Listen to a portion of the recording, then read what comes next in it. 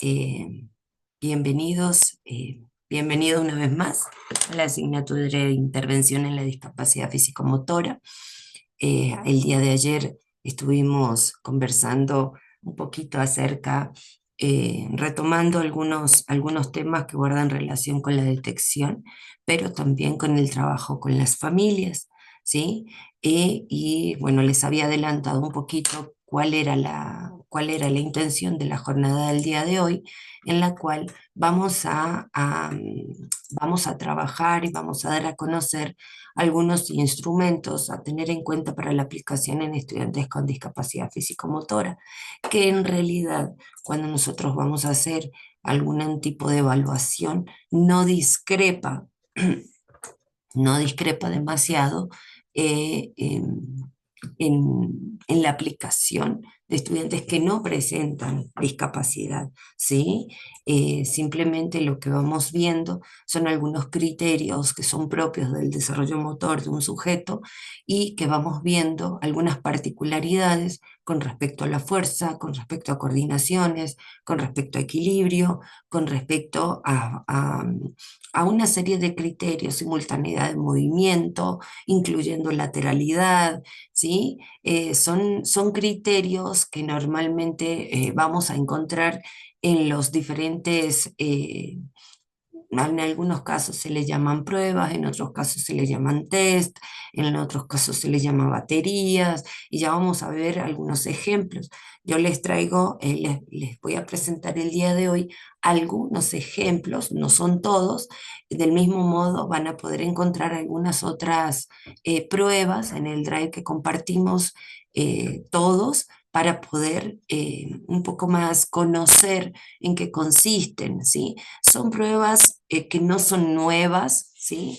Esto a qué nos lleva a analizar que realmente el hallazgo de cada una de estas pruebas, pues no ha tenido mayores modificaciones a lo largo del tiempo. Sí pueden ser ajustadas de acuerdo a las características del alumnado, sobre todo si estamos al frente de una condición de discapacidad, ¿sí? Entonces, permítanme, voy a iniciar la presentación y voy a compartirles la pantalla. Entonces, no han tenido dificultades para ingresar a las presentaciones, a las grabaciones, al material de consulta, a toda la bibliografía. No han tenido ninguna dificultad para poder ingresar, ¿verdad? Ante cualquier dificultad con respecto a eso, me van comentando para ir solventando, ¿sí? Entonces, como les decía, vamos a seguir avanzando en nuestro sílabo, ¿sí? Y uno de los criterios fundamentales para poder generar propuestas de intervención para una persona que presenta discapacidad físico-motora es saber en qué situación se encuentra para poder generar una intervención, porque muchas veces se toma a la ligera, ¿sí? La evaluación inicial, y realmente se proponen estrategias o actividades que no solventan en su totalidad o que más bien están planificadas en función de algo ideal, ¿sí? O ya sea porque el sujeto ya logra hacer determinada cantidad de actividades, o porque los objetivos son demasiado ambiciosos. Por eso es importante que nosotros podamos conocer algunas pruebas de las que nos podamos valer para poder hacer esta situación inicial del sujeto, ¿sí? Como les decía, vamos a trabajar algunos instrumentos que podemos llegar a tener en cuenta para la aplicación en estudiantes con discapacidad físico-motora. Entonces, nos planteamos esta primera reflexión y apreciación, que es real, ¿no? Porque nosotros realizamos pruebas, ¿sí? O baterías de pruebas, o test, ¿sí? Es importante tener presente que nosotros debemos, ¿sí? Nos debemos dar la oportunidad de examinar variables básicas que se utilizarían en una evaluación normal, ¿sí? De la forma física de una persona, ya sea con y sin discapacidad, ¿sí? Puede resultar necesario adaptar ciertos procesos para que pueda acomodarse a la naturaleza de la discapacidad del individuo, ¿sí? Como les decía, existen, se han generado pruebas, ¿sí? Inicialmente, que muchas veces requiere de una serie de ajustes en función de las características, y ya les voy a presentar un ejemplo de ello, ¿sí? ¿Cuáles son los factores que nosotros debiéramos tener en cuenta para la aplicación de las pruebas, ¿sí? Y esto no solamente se reduce a una población que presenta discapacidad, ¿sí? Aquí es importante que los días en que se realice la prueba se pueda asegurar, ¿sí? Que el sujeto tenga la accesibilidad, que se pueda establecer con anterioridad el día en que se va a efectuar, ¿sí? Como así también la forma, ¿sí? De traslado del sujeto. Hay que tener en cuenta si el sujeto tiene algún problema de comunicación, ¿sí? Y si se requiere de una persona que pueda apoyar ese proceso de comunicación, ¿sí? Que puede ser un familiar o puede ser el maestro, puede ser una persona con la que él se sienta cómodo, ¿sí? Los resultados. Aquí, sin que estos representen necesariamente el potencial real del sujeto, porque muchas veces también depende de factores externos que puedan llegar a generar algún tipo de complicación o factores que puedan influir en los resultados, ¿sí? Por eso, ser consecuente y tener presente que cuando vamos a aplicar la prueba, reunamos todas las condiciones lo más óptimas posibles para poder lograr los resultados esperados, ¿sí? O no esperados, sino resultados reales, ¿sí? Porque hay veces nosotros nos planteamos un objetivo y realmente eh, estamos está muy lejano nuestras expectativas de la realidad. Entonces, procurar que ese resultado sea real, ¿m? Que la interpretación no se contamine por falta de normas, ¿sí? Cuando decimos que no se contamine por falta de normas, aquí hay que ser muy claro y preciso en lo que el sujeto va a hacer, ser muy claro y preciso a la hora de explicarlo, ¿sí? También que éstas puedan ser específicas y validadas por una persona que tenga discapacidad, o sea, o una persona que ya tenga experiencia y que la prueba haya sido utilizada en una persona con discapacidad para poder aplicarlo a un sujeto de menor edad, ¿sí? Pero que haya un precedente de que haya sido aplicado a una persona con discapacidad, ¿sí? La falta de práctica en actividades físicas que se solicitan puede llevar a que el participante tenga miedo, ¿sí? O realice un sobreesfuerzo, ¿sí? Hay que tener mucho cuidado con el tipo de actividad, ¿sí? Para eso nosotros primero tenemos que analizar muy bien todas esas pruebas y ver las posibilidades reales que tiene el sujeto para poder efectuarla, ¿sí? Ya vamos a ver algunos ejemplos de algunas pruebas, no nos vamos a meter muy a profundidad con respecto a las pruebas, pero sí es importante que nosotros hagamos un análisis de esa prueba, ¿sí? Hay pruebas que son reales, que son relativamente sencillas, pero yo tengo que analizar cada una de ellas para ver cuáles son esos, esa posibilidad real que tiene mi estudiante para poder efectuarlo, ¿sí? Ahora, cuando hablamos de pruebas preliminares, tenemos que tener presente exámenes de monitorización neurológica, ¿sí? Y aquí vamos a ver tres criterios o tres consideraciones que debe haber en en esa monitorización neurológica, ¿sí? Porque nosotros estamos trabajando un examen físico, ¿no? Pero tenemos que ver si no hay eh, una situación a mayor profundidad que desencadena en ese examen físico. Por eso es importante primero partir del examen neurológico, ¿sí? Porque eh, posiblemente si estamos al frente de un daño neurológico, es una completa realidad que va a haber dificultades en el examen físico, ¿sí?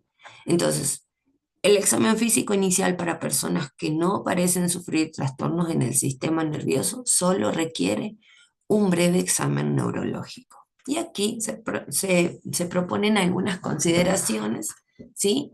Que lógicamente no siempre está eh, a cargo de un docente. Generalmente esto se encarga el área médica. Aquí podemos primero detectar anomalías neurológicas comunes de las que a menudo los pacientes no informan, ¿sí? Utilizar aquellos aspectos de las pruebas más delicados, es decir, aquellas que predigan la ausencia de anomalías en resultados en pruebas posteriores sobre en una función concreta, una función en específico, ¿sí? E incluir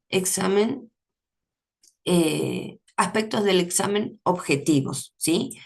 O sea, que no sean muy complejos, que sean muy puntuales, que puedan ser de fácil reproducción para que el sujeto pueda efectuarlo y que a su vez se puedan documentar de esas funciones, ¿sí?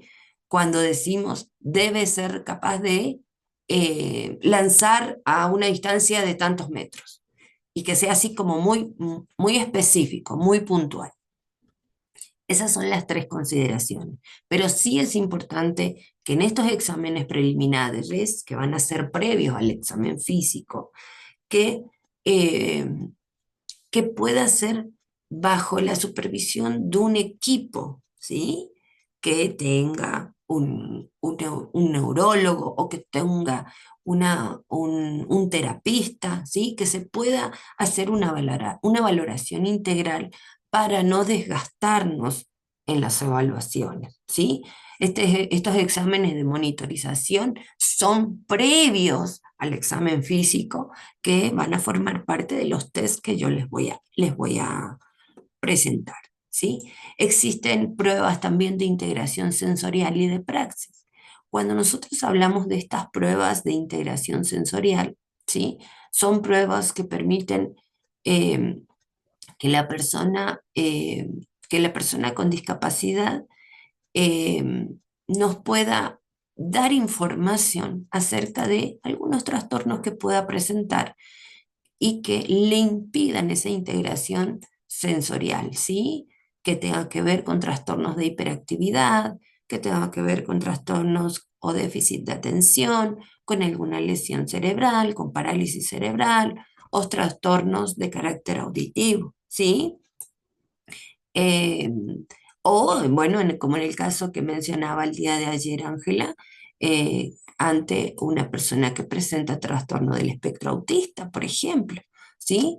Estas pruebas miden los procesos de integración sensorial que son la base del aprendizaje, ¿sí? Si tenemos un trastorno adicional, pues estamos al frente de que posiblemente no que esa sea la causa, sino que esa condición repercuta en la prueba que voy a aplicar, ¿sí?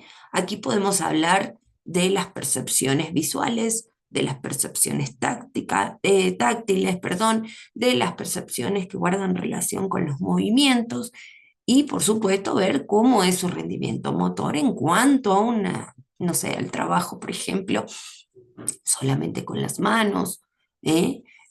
El trabajo que tiene que ver solamente con el equilibrio o solo con los miembros inferiores, ¿sí? O cómo percibe ¿sí? ¿Cómo le gusta? ¿Qué tipo de sensaciones generan, generan placer o disgusto o miedo o asco incluso, ¿sí? Son pruebas que nos van a dar cierta información que no es información, no es información, por decirlo, de suma importancia, pero que sí puede tributar a lo que yo voy a generar después, ¿sí? Ahora, cuando nosotros hablamos de algunos instrumentos para valorar la motricidad, tenemos numerosas pruebas y la literatura nos va a propiciar un montón de opciones que nosotros podemos tomar, ¿sí? Aquí tenemos la primer prueba es el examen psicomotor de Pick y Bayer. Pick y Bayer fueron pedagogos y docentes de educación física. Ellos fueron los que crearon este examen psicomotor, ¿sí? De- con un fuerte enfoque en lo psicológico y en lo pedagógico. ¿Por qué? Porque al ser profesores de educación física, ellos sabían y hablaban de la idea de que debemos utilizar todos los medios de los que dispone el área de educación física para mejorar, en este caso, o normalizar el comportamiento del niño. Y aquí yo, con estos últimos términos, discrepo un poco. Yo asumo y le doy una interpretación diferente a la que literalmente podemos, podemos evidenciar, porque cuando hablamos de normalidad debemos ser muy cuidadosos. La normalidad no, no tiene criterios, ¿sí?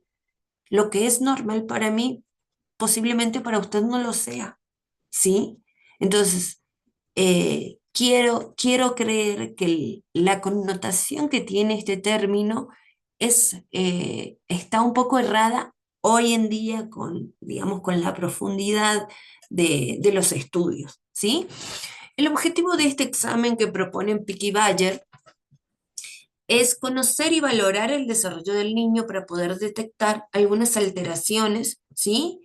Eh, y manejándose al respecto una pedagogía de tipo clínica, ¿sí?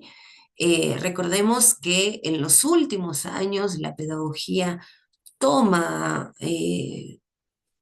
toma gran parte del campo en el cual, como habíamos mencionado al inicio, ¿sí? Ya dejamos de ver al sujeto eh, desde un modelo netamente médico, ¿sí? Desde un momento, desde algo netamente clínico, sino que lo vemos como un modelo, en un modelo completamente social, en donde lo que nosotros queremos es la integración a la sociedad y la autonomía, la independencia, ¿sí? La toma de decisiones, entre otros aspectos que hemos mencionado en los primeros encuentros. Ahora bien, para continuar, es importante mencionar que en estas pruebas que proponen estos autores, ¿sí? Estas se dividen en 12 pruebas que perdón, se dividen entre generales y complementarias. Las generales, ¿sí? Se aplican normalmente a niños que se encuentran en la primera infancia, entre 2 y 7 años, ¿sí? Y las otras 12, las complementarias, se aplican en niños que están en las edades comprendidas de 7 a 12, 13 años. Vamos a mencionar algunos criterios, ¿sí? Y dentro de la primera prueba que se aplica entre los 2 y los 7 años, tenemos las 6 iniciales en las cuales se mide la coordinación oculomanual. En la segunda prueba se mide la coordinación dinámica. En la tercera prueba se mide el control postural, ¿sí? En la prueba 4 tiene dos incisos, ¿sí? Que es el control del propio cuerpo. ya sea como habíamos mencionado ayer, ¿se acuerdan esos indicadores que yo les había compartido? Si el niño es capaz de mantener una posición de pie, si es capaz de mantener su posición de sentado por un tiempo prolongado, y la organización espacio-temporal, ¿sí? La organización espacio-temporal es, no es más que la eh, no la asimilación, sino la ubicación de mi cuerpo en relación a mi espacio, ¿sí? Esto guarda relación con que incluso con la lateralidad, que ya después vamos a ver porque vuelve a tocarse en la prueba 6, ¿sí? La organización de mi espacio y de mi tiempo, ¿sí? Recordemos que las primeras nociones del ser humano con respecto al tiempo, ¿sí? Guardan relación en las primeras edades, sobre todo en estas de 2 a 7 años, tienen que ver con el día y con la noche, ¿sí? ¿Cuáles son aquellas actividades que hago por el día y cuáles son aquellas actividades que hago por la noche? Y allí se empieza a configurar la noción del tiempo. Y la noción del espacio guarda relación con todo lo que es pequeño, lo que es grande, lo que es lo que está debajo, lo que está arriba, ¿sí? Guarda relación con la prueba 6. En la prueba 5 se habla de la organización perceptiva y la estructuración espaciotemporal. Estas están bastante relacionadas. ¿Por qué? Porque la organización perceptiva no es más que la estructuración en funciones, en esquemas funcionales dentro de nuestro cerebro, ¿sí? Esa organización perceptiva no es más que yo solicitarle una acción a un sujeto, ¿sí? Y si él ya ha tenido la experiencia de, por ejemplo, me invento, de servir, por ejemplo, arroz en un plato, si ha tenido la experiencia, posiblemente todo aquello que en alguna ocasión ya lo utilizó, lo va a replicar. Pero en el caso de que no haya tenido esa experiencia previa, ¿qué es lo que implica la orden? Que el niño organice primero la acción a nivel cognitivo para darle la orden desde el cerebro a las diferentes partes del cuerpo sobre la acción que debe efectuar. Y eso implica estructurar la información en esquemas perceptivos, ¿sí? Si yo le digo que sirva, por ejemplo, arroz en un plato, pero que tenga cuidado porque la bandeja está caliente, entonces él ya recibe esa información y tiene que asimilarla para poder estructurar lo que le va a ordenar, en este caso, a su mano, para poder servirlo. ¿Sí? Es un ejemplo muy sencillo, pero la capacidad perceptiva, que de hecho es uno de los objetivos de la psicomotricidad, ¿sí? Tenemos, es Arnaiz, el autor Arnaiz propone 3 objetivos fundamentales para el desarrollo de la psicomotricidad. En primera instancia, la capacidad perceptiva, perdón, la capacidad sensitiva, que es la capacidad que tenemos todos los seres humanos de conocer el mundo a través de nuestros sentidos. Tenemos un segundo objetivo, que es la capacidad perceptiva, que es este que yo les estoy explicando, que es organizar la información en estructuras cognitivas para luego poder efectuarlo, ¿sí? Y esto requiere, fíjense, de un ajuste neuromuscular, ¿sí? Porque si el niño tiene problemas, por ejemplo, de rigidez o tiene temblores, ¿sí? Posiblemente eso va a repercutir en la realización de la acción.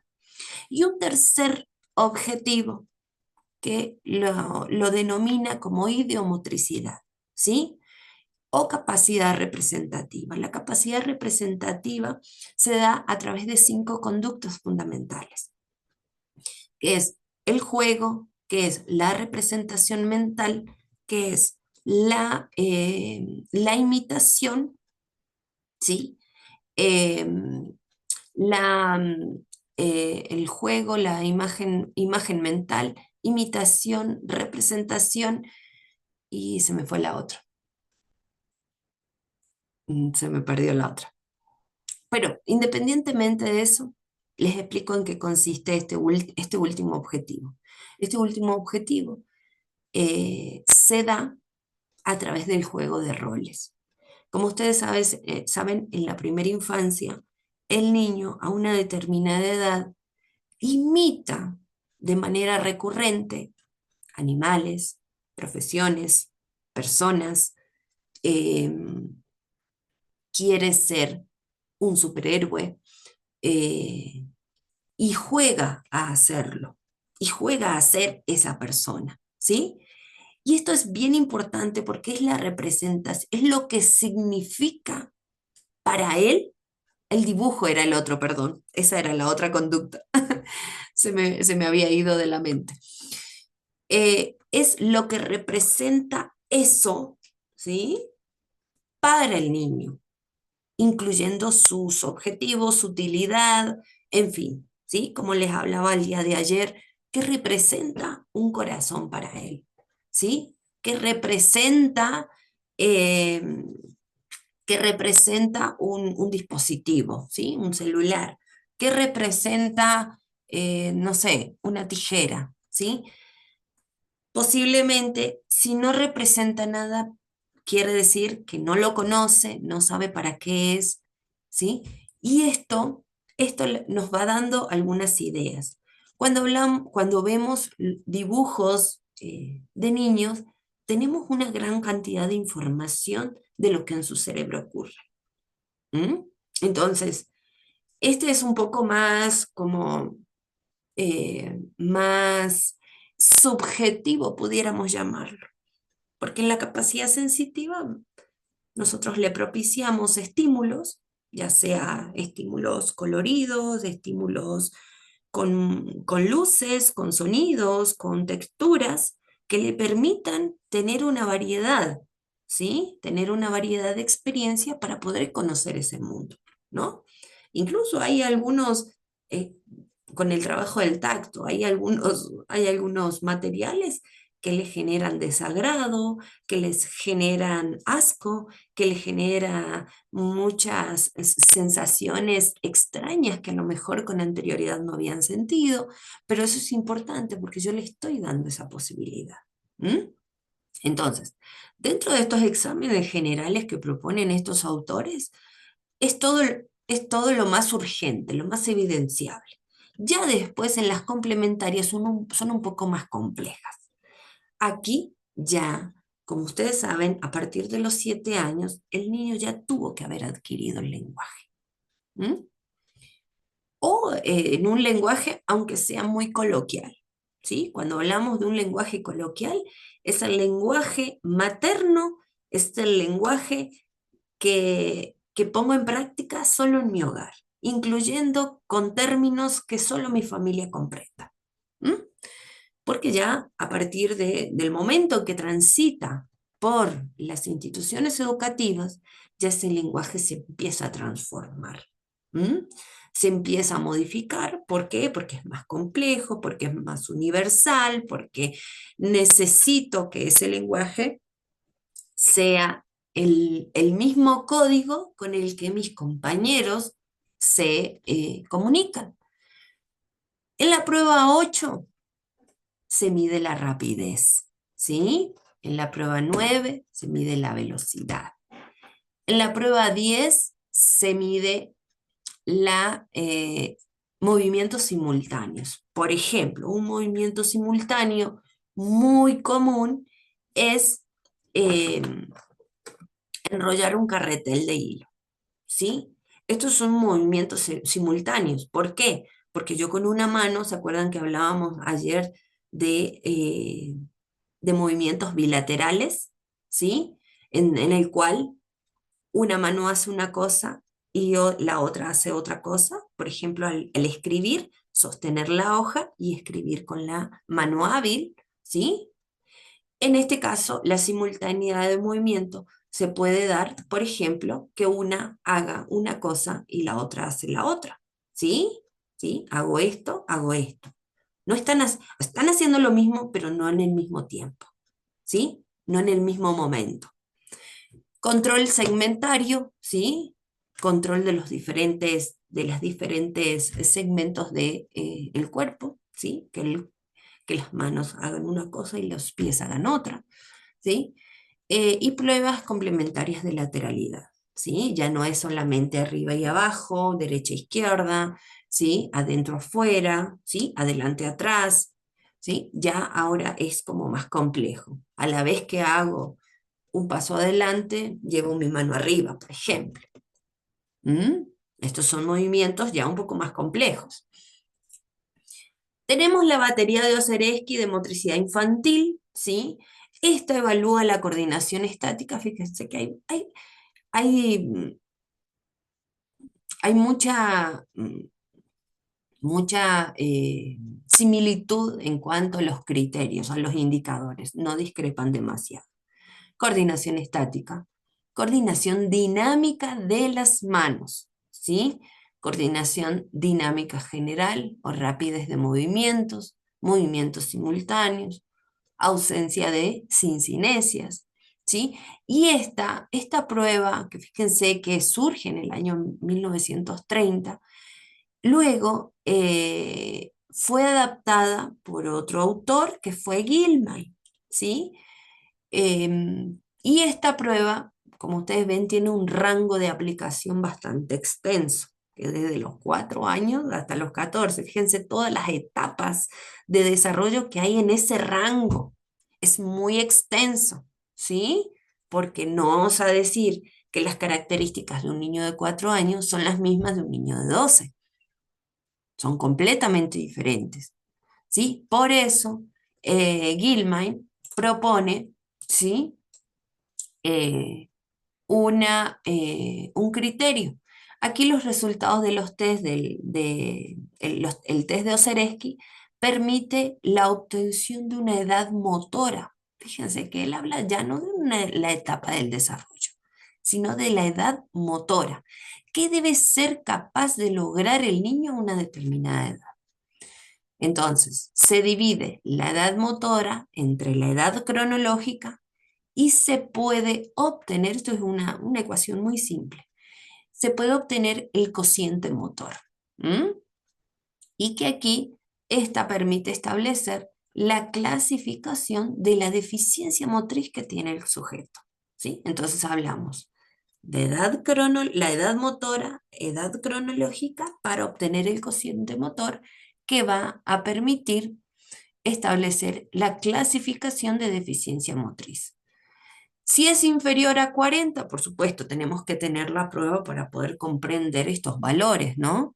¿Sí? Por eso yo les propongo que luego revisen el drive. Inferior a 40, estamos al frente de una deficiencia motora bastante profunda. Entre 40 y 60, una deficiencia motora media.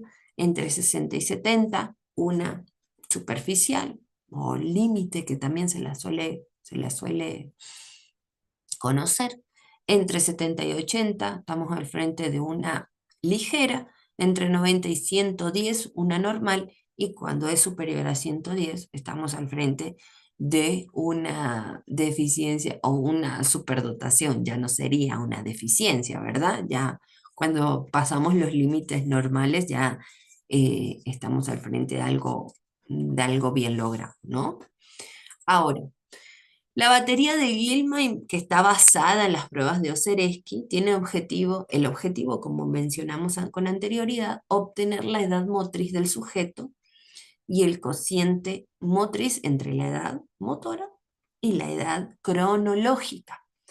Es aquí, como ustedes ven, yo aquí les propongo un enlace que no lo voy a abrir ahora porque se me va a hacer, no lo van a poder visualizar, pero yo les voy a, como ustedes saben, ya ustedes ya tienen acceso a todas las presentaciones, en la cual van a poder ir viendo algunos detalles de la batería de Gilman, que fíjense que esta fue adaptada o fue modificada sin perder el objetivo primordial, ¿sí? Porque no discrepa demasiado, pero sí requería de una serie de modificaciones.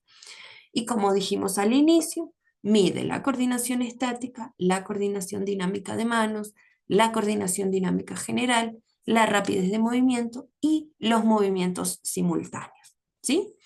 Aquí, este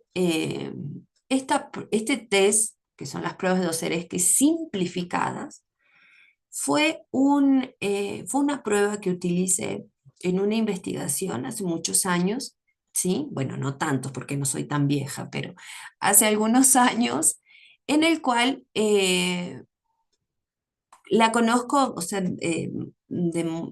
muy cercana, porque la apliqué, ¿sí? En una institución en Argentina en niños que presentan, que asisten a una institución especializada, ¿sí? Y fue muy rica la experiencia y por eso me tomé el atrevimiento de presentarles, porque son 5 pruebas nada más. No es complejo, se puede aplicar incluso en un día. Y esto me permitió establecer el nivel de desarrollo de la motricidad, pero en niños que tienen un nivel leve de discapacidad intelectual, ¿sí? Eh, Casi todas mis investigaciones eh, para, para obtención de títulos académicos estuvieron centradas en la discapacidad intelectual y en este caso, les propongo la explicación de estas 5 pruebitas, ¿sí? Que son bien sencillas y no me va a llevar mucho tiempo. La primera prueba se trabaja, ¿sí?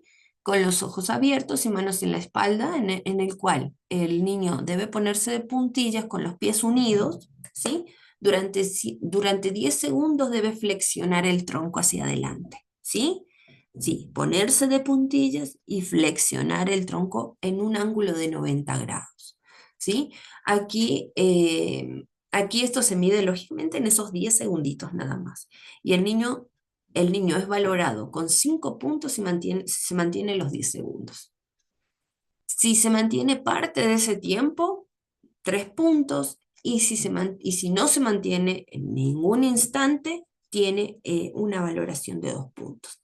Esto lógicamente luego lo hicimos a través de tablas y gráficos para comprender mejor y que no sea así como tan escrito. En una segunda prueba, y fíjense que es súper sencilla, ¿sí? Sí consigue ir tocando con el pulgar cada uno de los dedos de su mano lo más rápido posible, ¿sí? Mantener en este caso, la mano hábil con el dedo índice, ¿sí? Tocar todos de ida y de vuelta. Nada más que esta es la actividad, ir y volver, ¿sí? Fíjense, si es capaz de lograrlo en un tiempo máximo de 10 segundos cada mano, ¿sí? Primero con la mano hábil, luego con la mano, ¿sí? No hábil. ¿Mm? Acá menciona que si es capaz de lograrlo en un tiempo máximo de 10 segundos cada mano, si lo logra, obtiene 5 puntos, si no lo logra, obtiene un punto. La tercera prueba, saltar una cuerda situada a 40 centímetros del suelo, ¿sí? Sin necesidad de tomar impulso, o sea, desde parado al lado de la soga, debe saltar al otro lado, ¿sí? Saltar al otro lado y regresar, ¿sí? Sin tomar impulso, tiene que estar parado al lado de la soga. La cuarta prueba, perdón, es lo que yo les mencionaba hace un momento, enrollar un hilo manteniendo el carretel inmóvil, ¿sí? De cualquiera de las dos manos, ¿sí? Como son 2 metros de hilo, ¿sí? Si logran el tiempo máximo que se le da son los 22 segundos, ¿sí? Se le da 5 puntos si logra realizarlo en menos de 10 segundos, se le da 4 puntos si lo logra en menos de 15 segundos, se le dan 3 si lo logra en 22, y si excede los 22 segundos, perdón, se le dan 2 puntos. Y la última prueba es una prueba de golpeo, ¿sí? En el cual se produce también simultaneidad de movimiento, en el cual debe golpear el suelo con ambos pies, ¿sí? Golpear con ambos pies, pero que a la vez, al mismo ritmo con el que golpea el suelo, debe golpear con la mano la mesa, ¿sí? Con el dedo índice en este caso dice la mano derecha, pero que en este caso puede ser la mano hábil, ¿sí? Se permiten hasta 3 intentos, ¿sí? Si hay descoordinación, pues lógicamente se le otorga un punto. Pero si logra en un espacio de tiempo de 20 segundos, se le otorgan los 5 puntos, ¿sí? Pero no son pruebas complejas, son pruebas que no requieren de mayor cantidad de materiales y que nos pueden dar mucha información. Tenemos el test de TEPSI o el test de desarrollo psicomotor, ¿sí? Tiene como objetivo realizar un screening del desarrollo psicomotor entre los 2 y los 5 años de edad, ¿sí? Eh, Aquí este también es de administración individual, a diferencia del anterior, que lo podemos hacer en grupo, no hay ningún tipo de inconveniente. Y su duración ronda los 30 minutos. ¿Sí? El test de TEPSI evalúa 3 áreas: la coordinación, el lenguaje y la motricidad. En total, cuenta con 52 ítems, 16 para la coordinación, 24 para el lenguaje y 12 para la motricidad. Como ustedes ven, aquí les dejo el enlace para que puedan estudiarlo, puedan valorarlo. Tenemos la batería de Da Fonseca o la observación psicomotora de Da Fonseca. Es una de las más, por decirlo de alguna manera, una de las más actuales. La edad de aplicación es de los 4 a los 14 años. Las áreas que se observan son la tonicidad, ¿sí?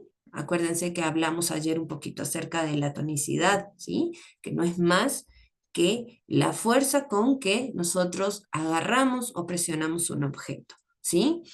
El equilibrio, la lateralidad, la noción que tiene el cuerpo. Recordemos que cuando hablamos de noción del cuerpo, estamos hablando del conocimiento que tenga el sujeto acerca, no solamente de su cuerpo y de las partes de su cuerpo, qué es lo que puede hacer con su cuerpo, sino también de la relación de su cuerpo con otros objetos o con otras personas, ¿sí? Incluyendo ubicación. Estructuración espaciotemporal, dónde me ubico, en qué posición me encuentro, ¿sí? Cuánto me demoro en llegar hacia un determinado lugar, cuántos pasos puedo llegar a hacer hasta allá, ¿sí? Las praxias finas y globales, ¿sí? O, o gruesas, ¿sí? Aquí también van a encontrar el enlace donde pueden revisar mejor la batería de Da Fonseca. Tenemos el test de diagnóstico de la capacidad motriz de Arneim y Sinclair. Estas pruebas también son bastante interesantes, también fueron aplicadas en una investigación que realicé hace algunos años, y aquí tenemos los ítems que se utilizan para esta prueba de diagnóstico, que también, ojo, fueron adaptadas, ¿sí? Fueron adaptadas por otra investigadora de acuerdo a una población que presenta discapacidad intelectual. Aquí se mide el enhebrado de cuentas, ¿sí? Que no es más que introducir cuentas en un hilo, la rapidez del golpeo o tapping, ¿sí? Diferentes ritmos, o sea, presentarles diferentes ritmos de golpeo, ¿sí? O combinaciones de golpeos. El salto horizontal se efectúa desde una posición de parado, sin tomar carrera de impulso. Lanzamientos de precisión, ¿sí? Con diferentes tamaños, diferentes distancias, diferentes pesos. Flexibilidad. La flexibilidad se mide desde la posición de sentado, piernas extendidas hacia adelante, se extienden los brazos hacia adelante y se mide desde, supongamos que estos son los pies, ¿no? Que estos son los pies, yo estoy sentada y esta es mi mano. La flexibilidad se mide en la distancia que el sujeto puede sobrepasar la punta, la punta del pie. ¿Sí? Este es el pie, esta es mi mano, ¿no? Entonces, se mide. Si el estudiante, el sujeto, logra pasar la punta de los dedos, se mide cuántos centímetros pasa. Y si no logra, sería menos tantos centímetros, ¿sí? Los cambios de posición en agilidad, ¿sí? ¿Cuánto tiempo se demora en cambiar de posición? Por ejemplo, de parado a la orden se solicita que se siente de espaldas en el suelo, ¿sí? Lo mismo carreras de agilidad, ¿sí? Que tienen que ver también un poco con lo que se demore, por ejemplo, si está sentado en el suelo, cuánto se demora en levantarse, ¿sí? Flexiones de brazos, también, esta es una prueba un poco dura, pero puede ser adaptada también, ¿sí? Aquí van a encontrar también el documento en donde la pueden revisar. Las pruebas de Durivage, ¿sí? Que son para evaluar el perfil psicomotor del preescolar. Esto permite determinar el nivel de desarrollo y comprobar las adquisiciones y detectar alguna dificultad o retraso que tenga. Dentro de los ítems que toma en cuenta esta prueba, tenemos la percepción sensoriomotriz, ¿sí? Que, como les decía, es uno de los objetivos de la psicomotricidad. La motricidad propiamente dicha, el esquema corporal, que no es más que el conocimiento del cuerpo y las posibilidades que él tiene acerca de su propio cuerpo, la lateralidad, eh, la espacialidad y el tiempo-ritmo, que son algunas de las pruebas que yo hace un momento que guardan relación con las que les compartí recientemente. Entonces, hasta aquí alguna de las pruebas con los indicadores macro, ¿sí? En algunas fui un poquito más específicas, en otras solamente se plantean qué es lo que la categoría general que evalúa con sus subcategorías, pero ya sus indicadores los van a encontrar en cada uno de los documentos y los enlaces que están en la presentación. ¿Se entendió hasta aquí esto? ¿Alguna duda tal vez?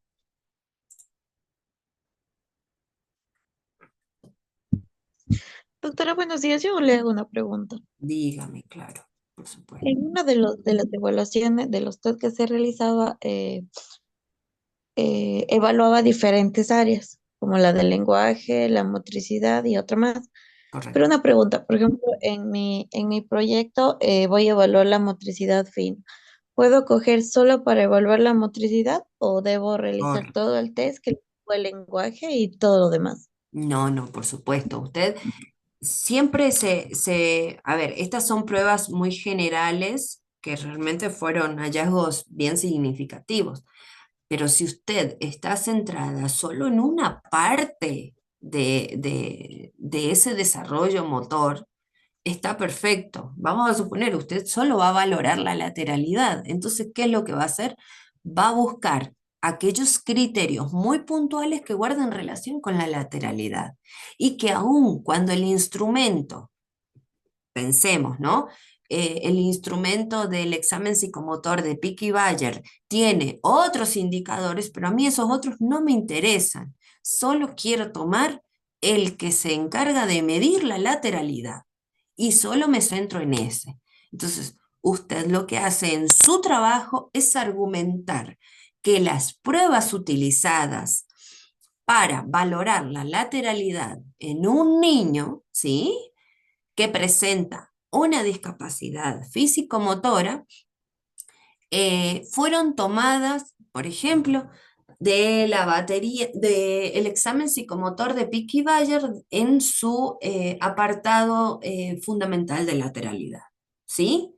Y eso está bien, porque la prueba se cumple con el objetivo de lo que usted quiere lograr, que es valorar en este caso la lateralidad.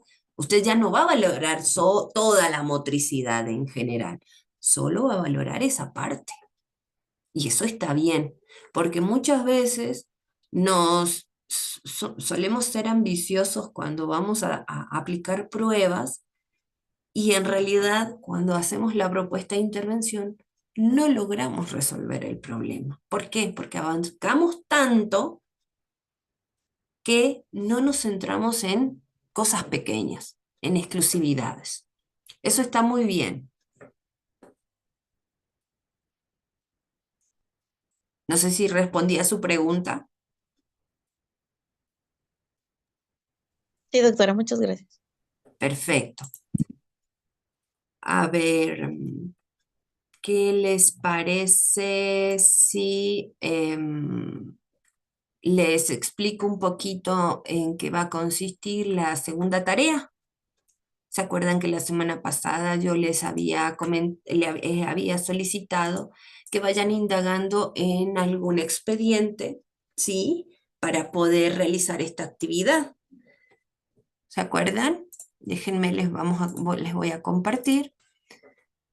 La actividad consiste, el objetivo fundamental es revisar precisamente un expediente psicopedagógico con la finalidad de poder efectuar un análisis acerca de algunos antecedentes propios de la discapacidad físico-motora, pero además, y partiendo de esta clase que hemos recibido el día de hoy, poder seleccionar instrumento para tener un conocimiento profundo de las necesidades que tiene el caso, ¿sí?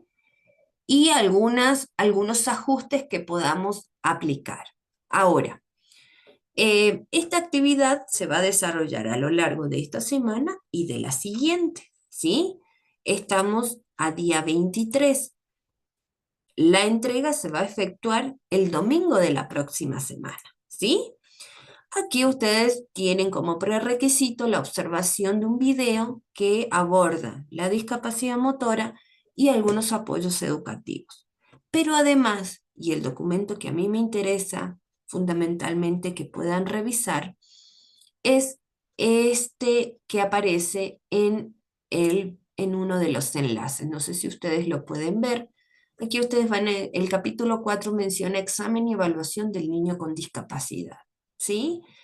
Aquí van a ver algunos criterios, ¿sí? Que van a ser de gran utilidad para que puedan realizar este análisis, ¿sí? Fíjense que hay una serie de interrogantes que son bien claves. ¿Qué es lo que el niño puede o no puede hacer? ¿Sí? ¿Cómo se compara esto con lo que hacen los niños de su misma edad? ¿Sí? Este texto, este texto está en un libro que se llama El niño campesino deshabilitado. Es un libro bastante antiguo, pero que muchos de los criterios que se toman en cuenta para hacer esta evaluación son bastante generales, ¿sí? Aquí van a encontrar, lo pueden leer, lo pueden descargar, ¿sí?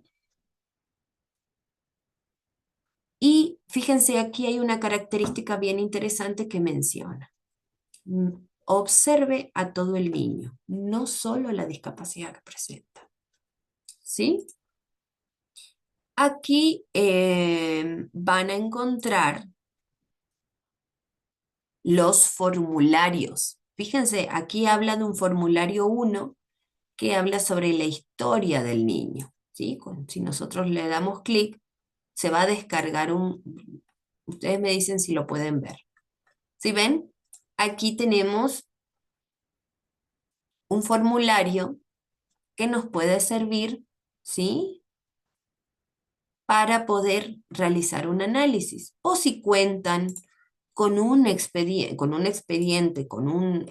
estudio de un expediente, bienvenido sea.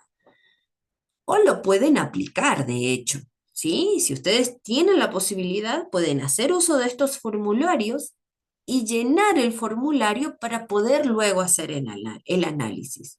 El formulario 2 está encaminado a la realización del examen físico. Aquí van a ver, ¿sí? Algunos criterios que les puede servir, ¿sí? Fíjense que dice, marque sobre los dibujos las partes del cuerpo donde encuentre problemas. Use líneas, círculos, junto con las abreviaciones que damos en esta página. Por ejemplo, aquí, ¿sí ven? Aquí les propone un ejemplo.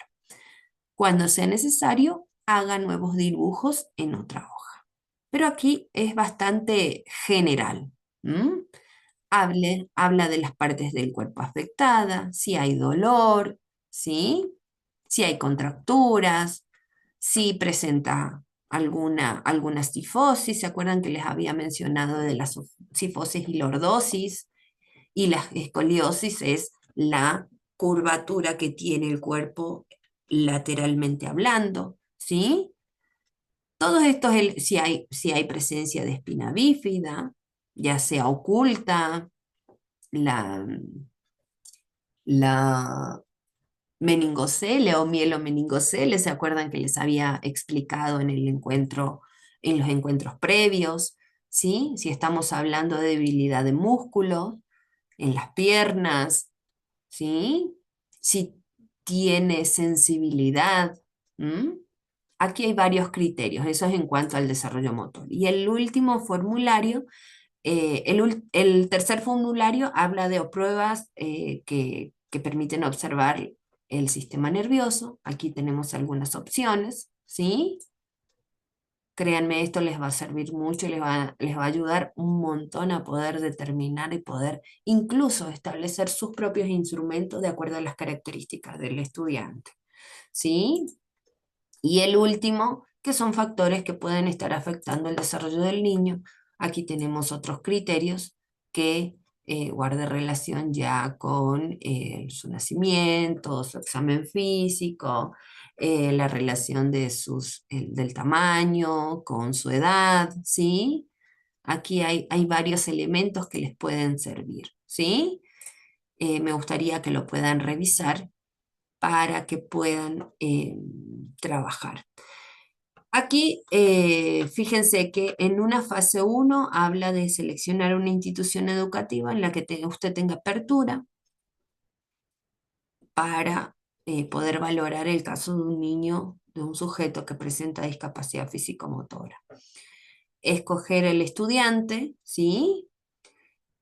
Solicitar, en este caso, el examen del expediente psicopedagógico por parte del profesional del DESE, ¿sí?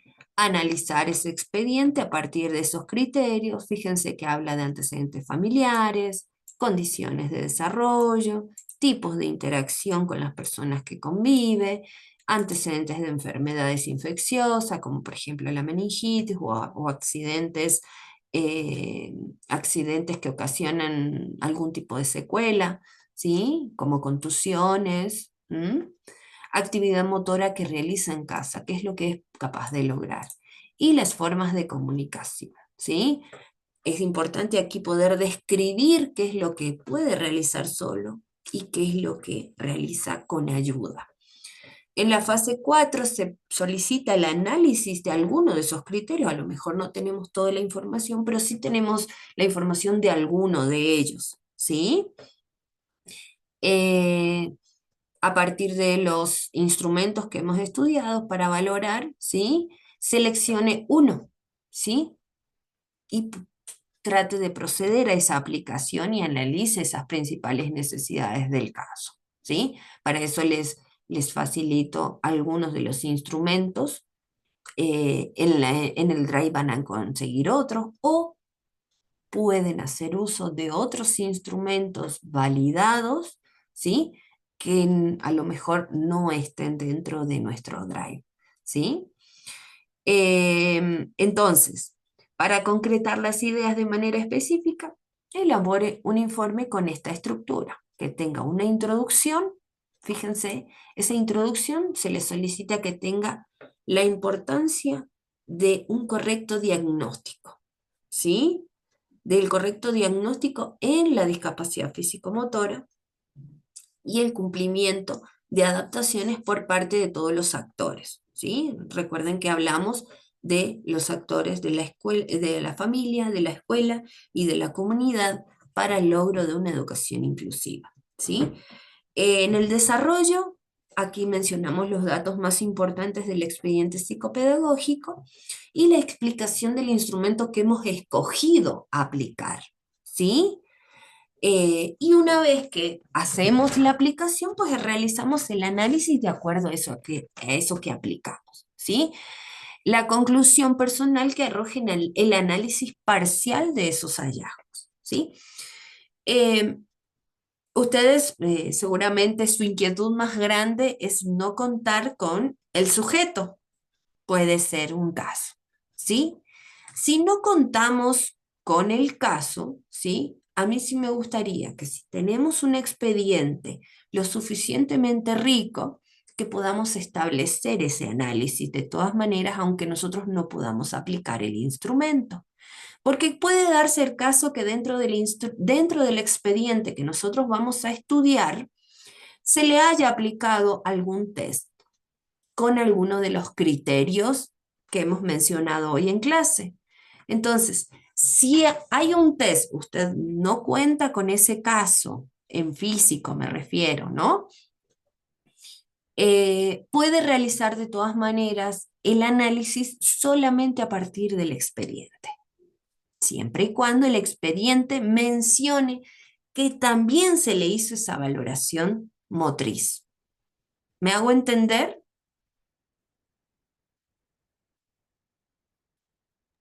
Doctora, en el caso que yo le comentaba el día de ayer, por ejemplo, no se evidencian las pruebas que a ella le han hecho para la detección motriz.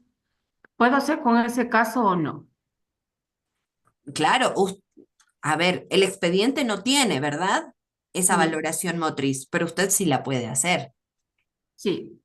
Entonces, usted puede escoger cualquiera de estos instrumentos, el que a usted le sea más amigable, ¿sí? Y más sencillo de aplicar, para que usted luego pueda hacer una valoración a partir de la aplicación de ese instrumento.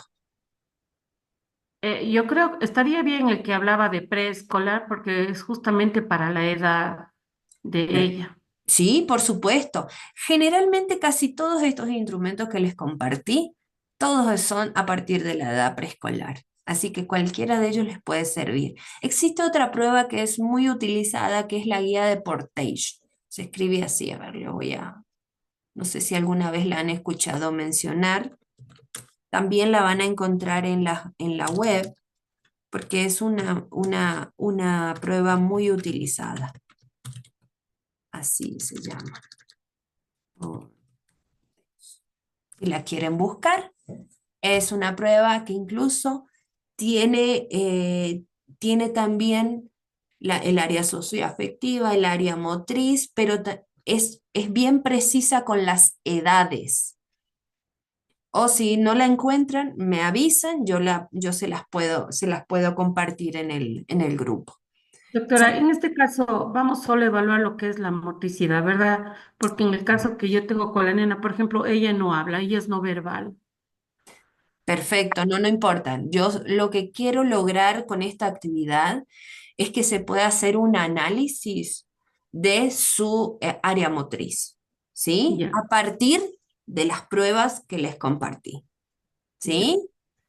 Con estos criterios, aquí, bueno, la guía de trabajo es bastante clara, ¿sí? No es extenso el trabajo. Lo que sí me gustaría es que cualquier duda que ustedes tengan con respecto a esta tarea, fíjense que hay muchos criterios que ustedes pueden analizar. Se habla de antecedentes familiares, condiciones de desarrollo, tipos de interacción con las personas con las que convive, si hay antecedentes de enfermedades infecciosas. Puede que alguno de estos criterios no estén en el expediente y no pasa nada. ¿Sí? Solo le doy algunas ideas para que ustedes vayan ubicando en el informe. ¿De acuerdo? ¿Se comprendió entonces la idea? Sí, profe. Perfecto. Doctora, hay una Sí, consulta. ¿Este doctor. trabajo es grupal, verdad? ¿O es Sí, individual? sí, correcto. Disculpe, esa fue una aclaración que no hice. Este trabajo sí es grupal, ¿sí? Lo pueden trabajar sin ningún inconveniente. ¿De acuerdo? Ya, doctora, muchas gracias.